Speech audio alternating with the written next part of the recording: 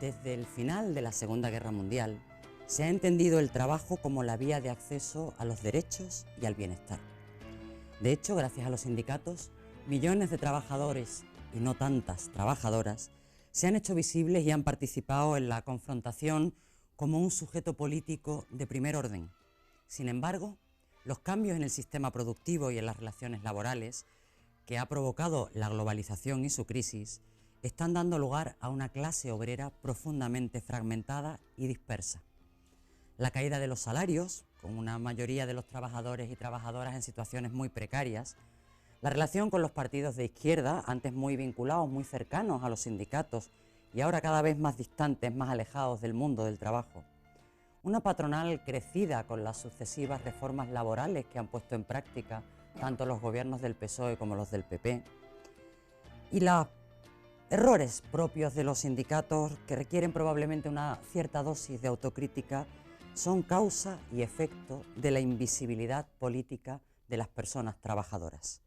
En uno de los momentos de mayor vulnerabilidad de las trabajadoras y los trabajadores, con empleo o sin empleo, probablemente los sindicatos son más necesarios que nunca. De esas cosas vamos a hablar esta noche. Bienvenidos. Muchas gracias por acompañarnos. Les voy a presentar a las personas que nos acompañan en este debate de Paralelo 36. Empezamos por mi derecha, Carlos Arenas. Buenas noches, Carlos. Bueno.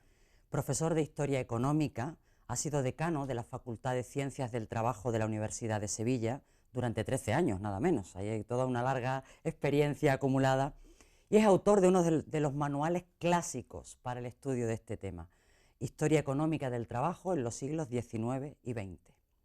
Bienvenido de nuevo, Carlos. Mil gracias por acompañarnos.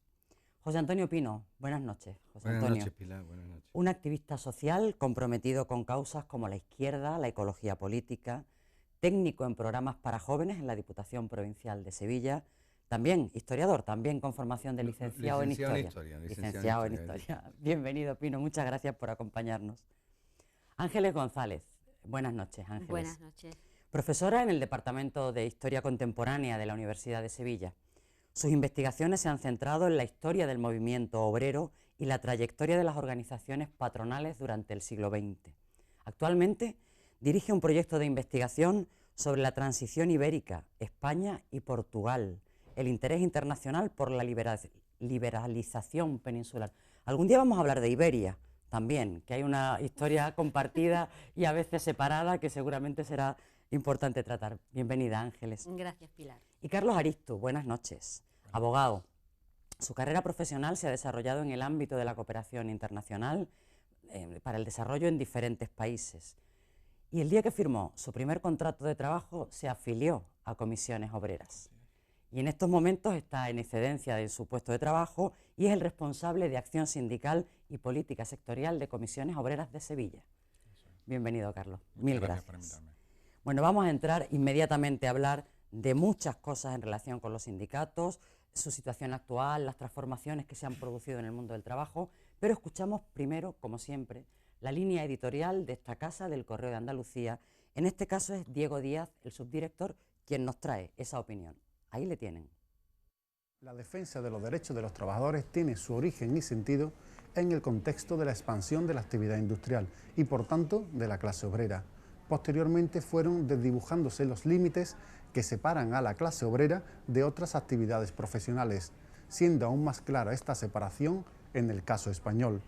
En este contexto cabe plantearse cuál es la situación de los sindicatos, abocados a un cambio, a un replanteamiento de su situación actual.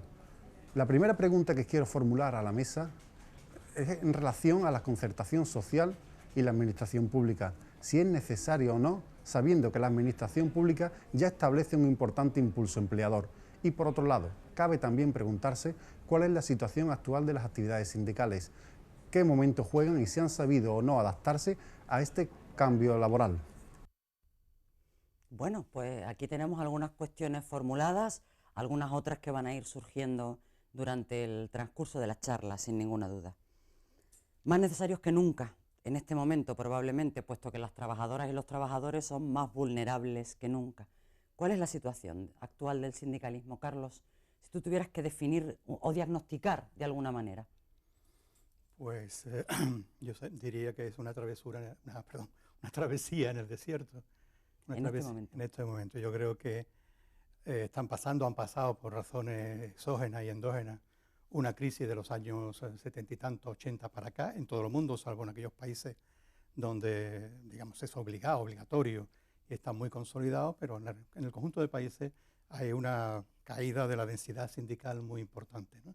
Y mucho más, cuanto más nos hemos aproximado a este momento, ¿no? Por tanto, evidentemente, están pasando en general mal momento, la densidad sindical es baja, pero yo confío que sus dirigentes sepan estar a la altura de los tiempos, dejar de mirar en el corto plazo y que a largo plazo se replanteen nuevas estrategias, nuevas tácticas y, bueno, reconsiderar también cuál es el mundo del trabajo hoy, que no es el mundo del trabajo de hace 30 años, para establecer lazos de conexión con los nuevos trabajadores. Ese mundo del trabajo hoy, Ángeles, que no es exactamente igual ni idéntico a cuando nacieron los sindicatos, ha hecho probablemente que la centralidad del trabajo en el conjunto de la sociedad esté desplazada y los sindicatos debilitados. ¿Causa, efecto o...? No, yo creo que son dos fenómenos diferentes, que el trabajo sigue siendo central en la vida del individuo y en el desarrollo de la sociedad, y otra cuestión es la evolución sindical. Y yo creo que tal como se han desarrollado los sindicatos desde la transición, que es cuando se origina el modelo sindical actual, pues está, digamos, padeciendo los efectos positivos, que los hubo, pero también negativos, de las características que rodearon su nacimiento. No me quiero alargar mucho, pero sí de una manera sintética. Los sindicatos, el modelo sindical español, es básicamente un modelo de representación y no de afiliación. Es decir, el poder sindical procede del estatus público que le otorga el Estado y no de su número de militantes. Y eso es algo que desincentiva la afiliación y que explica, como ha señalado Carlos, pues que los sindicatos españoles tengan cifras muy bajas, y es una característica que se mantiene en el tiempo. En cuanto a la concertación social, pues tuvo también efectos ambivalentes sobre el mundo sindical, porque la negociación centralizada en Madrid dejó a la empresa en un lugar muy marginal, el último eslabón de la cadena, de manera que los representantes sindicales solo debían velar por el cumplimiento de lo que se había acordado en Madrid. Esto coloca a esos representantes sindicales en una difícil posición ante los trabajadores. Y supone, pues, no solo que pierdan capacidad de maniobra, sino también pierdan representatividad. Y naturalmente a ello hay que añadirle dos elementos más que se han ido desarrollando a partir de los años 80. Uno es la irrupción de nuevos colectivos, jóvenes, trabajadores de cuello blanco, mujeres, y en segundo lugar ese proceso de segmentación del mercado laboral. Y yo creo que los sindicatos, a pesar de que lo han intentado, no han podido o no han sabido modificar las viejas estructuras orgánicas para adaptarse a esas nuevas realidades. Vamos a ver qué opina al respecto Carlos, que lo vive en primera persona. ¿Se ha producido ese desajuste entre las estructuras antiguas y las nuevas realidades laborales? Bueno, las realidades laborales van cambiando sobre la marcha, ¿no? Y en la estructura productiva y el marco de relaciones laborales en España, desde la transición, ha ido evolucionando. Es decir, hoy tenemos sectores como el telemarketing, que ni se les hubiera ocurrido que podían existir, pues a Marcelino Camacho, por poner un ejemplo, y que tienen un nivel de representación sindical y de afiliación similar al de otros sectores. Es verdad que la evolución que está teniendo el mundo del trabajo, se podría decir que incluso está viviendo una nueva revolución casi como la industrial, porque todo el fenómeno de las nuevas tecnologías y todo el cambio de paradigmas que está habiendo en el mundo del trabajo, en una economía globalizada y con muchas cosas más que ahora podemos hablar, pues está a un ritmo vertiginoso. Y sin duda el movimiento sindical, que es un sujeto que quiere actuar en el mundo del trabajo, pues se ve necesitado de adaptarse, de repensar cómo, con qué fórmulas, desde luego no pueden ser las mismas que hace 30 años, ni las mismas que hace 15. Pero yo creo que estamos en esa fase, viviendo dificultades, pero tratando de adaptarnos a la nueva realidad. La afiliación en España es baja en comparación, según en comparación con qué. Por ejemplo, Comisiones Obreras tiene 1 millón de afiliados, más afiliados que el conjunto de los partidos políticos en todo el Estado español, más afiliados que el conjunto de los partidos políticos de este país.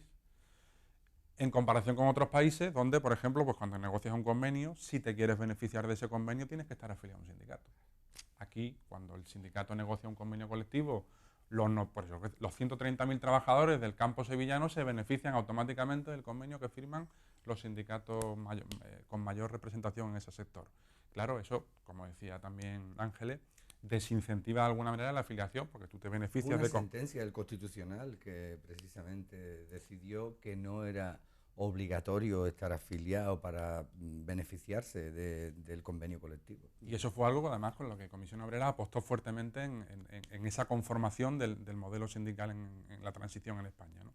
Bueno, hay gente que piensa que no, que deberíamos optar por un modelo como hay en otros países europeos, donde tú te afilias y hay un nivel de afiliación del 80% en según qué sectores o empresas, porque como no te afilies, no te beneficias del convenio. Bueno, estamos hablando entonces de otro esquema, ¿no? Yo creo que, por dejar esta introducción, sin duda hay cosas que el sindicato tiene que repensar. Está viviendo enormes dificultades en cuanto al cambio en el marco del mundo del trabajo sobre el que actuamos, pero bueno, se trata de saber adaptarse como cualquier sujeto o figura social en estos tiempos en los que ¿qué pasa con los partidos, ¿no? Bueno, nosotros lo vamos a hacer y vamos a poner todo lo que... porque nos va la vida en ello, evidentemente. Os va la vida en ello, sin ninguna duda. Pino, sindicatos de clase, últimamente hemos visto que han aparecido sindicatos con carácter corporativo, si me apuras, o que defienden a un determinado sector. ¿Esto supone diversidad, competencia, ayuda o perjudica al movimiento sindical en su conjunto?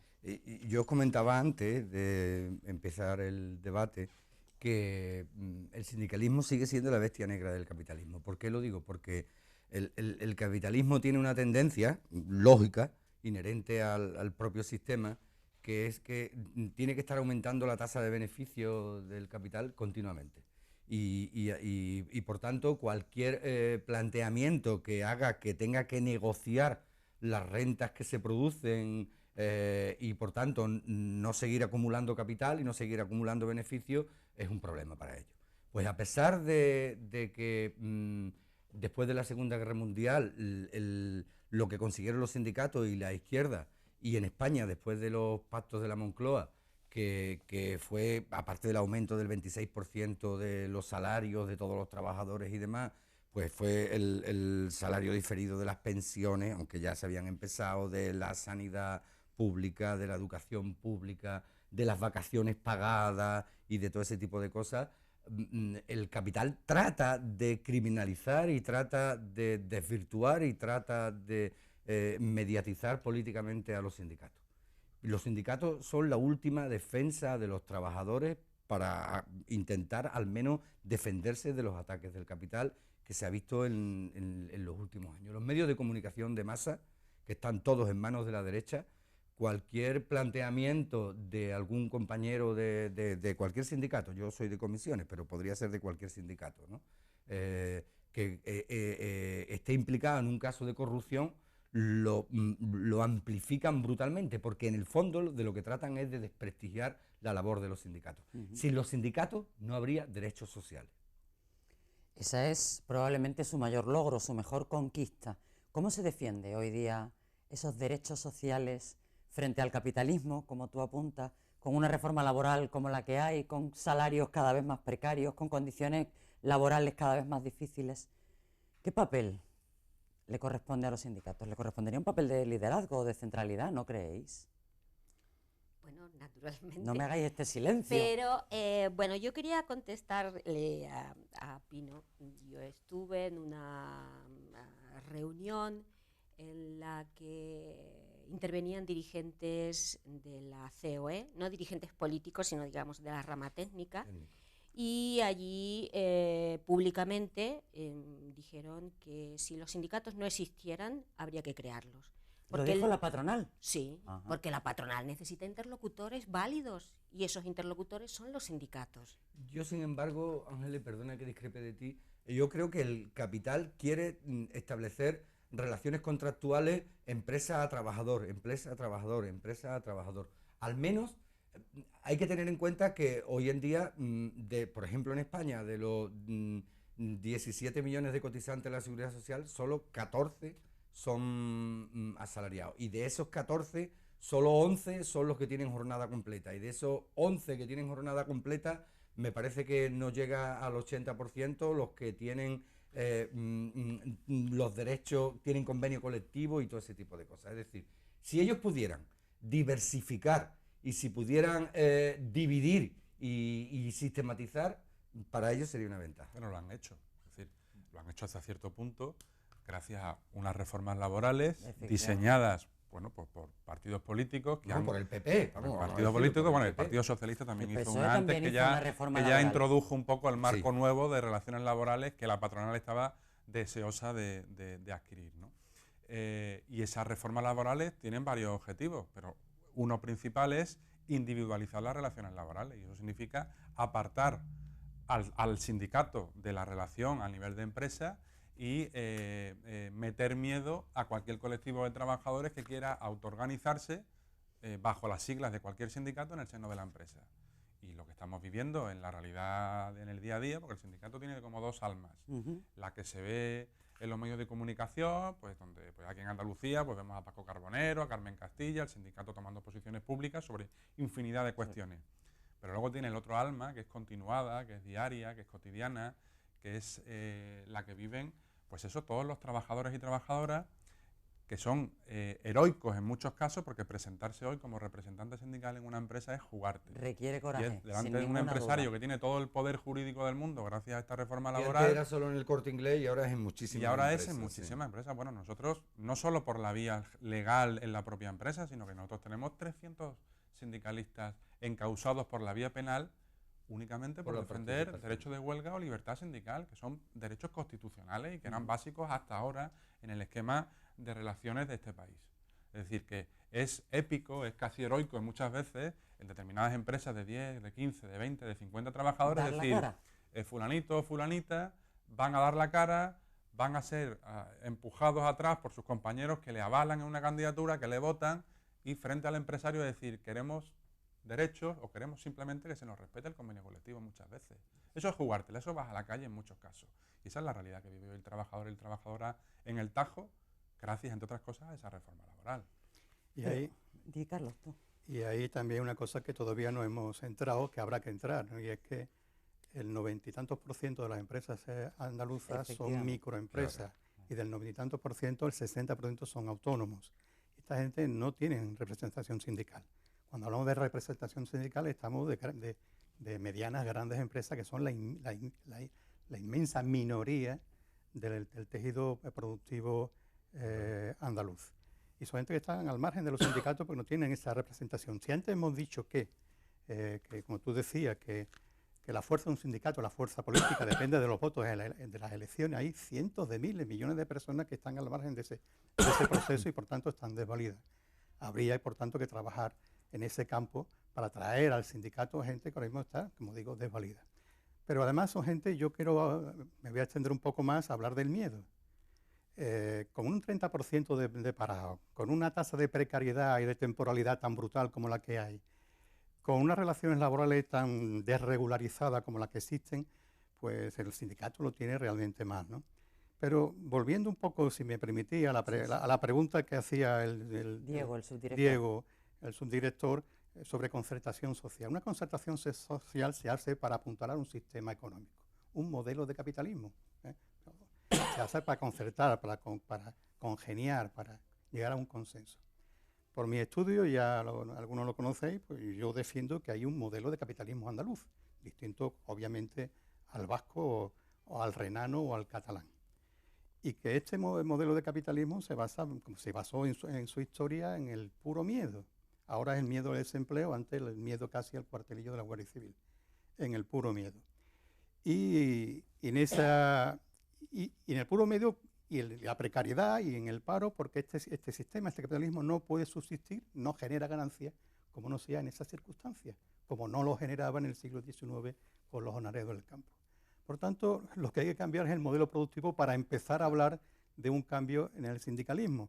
Y difícilmente va a cambiar el modelo productivo mientras, digamos, que nuestra clase dirigente política, básicamente porque la clase dirigente económica y empresarial no está por la labor, no lo vea claro y no sea connivente con ese estado de cuestión. Lo tiene muy difícil el sindicato, pero creo que está obligado a replantearse estas cosas, a tener una estrategia a largo plazo, a apostar muy duro por el cambio en ese modelo productivo y por acercarse a la gente que está indefensa. Viene surgiendo en otros debates la necesidad de cambiar el modelo productivo, el andaluz en particular y el del conjunto del Estado en general, y el capitalismo, hablando ya de la superestructura, ¿no? Pero yo tengo la sensación, es una cuestión más intuitiva casi que racional, que cada vez el modelo productivo es más fuerte para defender al capitalismo y hace más vulnerable a las personas trabajadoras. Las tasas de pobreza se incrementan día a día. Hoy día el hecho de tener un trabajo y una nómina no es garantía de poder mantener una dignidad elemental para vivir, poder pagar la luz, el agua, los recibos. ¿Por dónde empezamos ese cambio de modelo productivo cuando los trabajadores o las personas sin trabajo en este momento, pero somos la mayoría? ¿Cómo nos articula? Para eso es imprescindible probablemente esa intervención de las organizaciones sindicales. No quiero abusar de la palabra, pero querría apuntar lo siguiente. Un modelo productivo es una cosa muy distinta a una estructura productiva. Un modelo productivo en conjunto de instituciones, políticas, mentales, culturales, de valores, etcétera, etcétera. Eso es el modelo productivo, además del cambio estructural. Y por tanto es en el ámbito de lo político, en el ámbito de lo cultural, de los valores, de las instituciones, donde hay que empezar a cambiar el modelo productivo. Y no solamente pensar aisladamente que poner una industria o dos más va a significar gran cosa. Otra cosa, durante mucho tiempo los sindicatos han tenido una capacidad de movilización y de intervención en las cuestiones no solo laborales, también en las cuestiones políticas. Habéis hablado antes ambos de la transición, de la importancia o del papel fundamental que tuvieron los sindicatos durante la transición. ¿Ese papel se ha ido diluyendo o debilitando en la actualidad? ¿Qué pensáis? Yo lo voy a contar casi a título personal, como yo he vivido este proceso, porque yo he sido trabajador y afiliado a un sindicato desde que empecé a trabajar, desde que empecé con un contrato, porque antes ya había trabajado, y muchos años después he asumido una responsabilidad sindical, ¿no? Y me ha tocado pues una época tremendamente difícil, ¿no?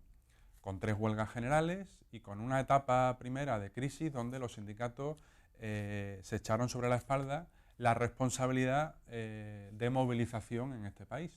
Con 3 huelgas generales, que es inédito en la historia de este país, con un montón de movilizaciones. Yo recuerdo marchas a Madrid, donde solo Comisiones Obreras llenó 50 autobuses para ir a Madrid, en Sevilla, donde, imagínate, en el resto de provincias y tal. Y era una sensación de invisibilidad en el conjunto de medios de comunicación. No, al día siguiente tú veías Madrid llena de gente y no pasaba nada, ninguna portada, ningún cachito en el telediario y tal. Entonces, y el mensaje que se trasladaba hacia afuera era que los sindicatos o no convocaban huelgas generales, cuando la convocaba eran un fracaso, o cuando se movilizaban no se movilizaban lo suficiente. Afortunadamente, luego surgieron otro tipo de movilizaciones en espacios sociales donde era claro que el sindicato no había tocado, ¿no? Porque no, por la dificultad que tenía para llegar a determinados sectores sociales. El sindicato tiene hoy una capacidad de movilización importante. Lo que pasa es que en un sector que es el laboral, donde, como antes estábamos hablando, el miedo está instalado. Entonces, echar sobre una convocatoria, por ejemplo, de huelga general la responsabilidad de levantar un país o de darle la vuelta a un gobierno que está fuerte con mayoría absoluta, cuando la gente está en su tajo viendo que se está despidiendo a su compañero, que no pasa nada, que además la indemnización ha bajado y que en tu familia, tu hijo, tu padre o tu hermano tiene que vivir de tu salario porque también han perdido el trabajo, es muy difícil. Y por lo tanto... ¿Pueden despedir a un trabajador de la administración pública laboral? Eso no ha pasado nunca. Con un despido de 12 días por año, como máximo un año. Estamos hablando de alguien que es laboral fijo de la administración pública. Eso es lo que ha aprobado el PP. Pilar, a mí si me lo permite, yo quería Te lo decir permito, que... pero un minuto nos queda. Sí. Digo que después hacemos una pausa y Solo seguimos eso. hablando. Cuando se habla del tema de la baja, del desprestigio de los sindicatos y demás, deciros que en el año 77, si había algo que tenía una proyección pública positiva y un prestigio y Sin demás, ninguna eran los duda. sindicatos, ¿verdad? En el año 77 había 1.600.000 afiliados. En el año 2010 había 2.900.000. La tasa de afiliación en función de la población asalariada es ahora 0,5% superior a la tasa del año 77.